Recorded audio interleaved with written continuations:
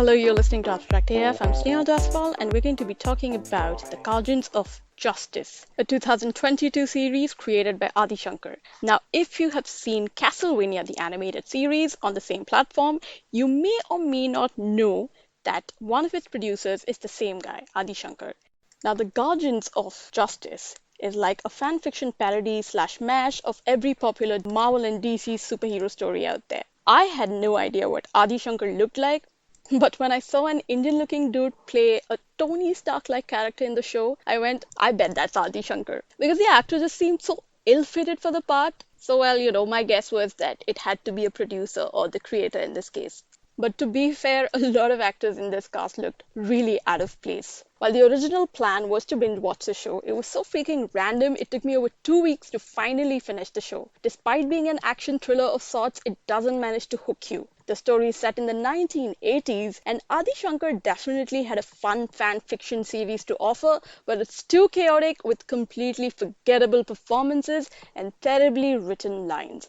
Comic book and gaming fans will immediately spot all the entertaining elements of Guardians of Justice. It has some cool retro arcade style VFX that'll remind viewers of iconic games from the 80s and 90s like Contra, WrestleMania, or PC games like Wolf 3D and Duke Nukem, or also first-person shooter stuff like Call of Duty. There are also a lot of comic book style transitions and some more contemporary animation sequences, but it's the non-animated bits, the real life actors and scenes where the production value seriously falters. The sets look like they are from a confused high school play. Well, okay, let's talk plot. The primary story is pretty straightforward, even if a little diabolical. A superhero from another planet helps defeat Robo Hitler and ends World War III.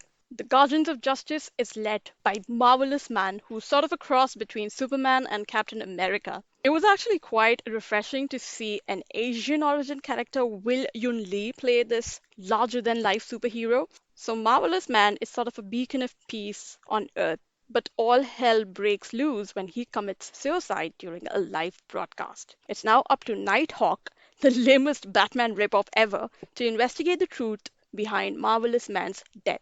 So Nighthawk starts probing his own team members first, the Guardians of Justice, all superheroes capable of foul play. Dallas Page, who plays Nighthawk, makes this show an absolute snooze fest. He looks too tired to be playing a megalomaniac control freak kind of a superhero, a la Batman, who gets his kicks by watching little boys murder people. Perhaps they should have had William Lee play the Hawk instead of Marvelous Man, because he has very little screen space and even lesser dialogues, but at least he looked convincing as the invincible man who saves planets. Among the dozens of caped demigods and goddesses on the show, the only other actor who brought some authenticity to the story was Sharni Vinson as The Speed.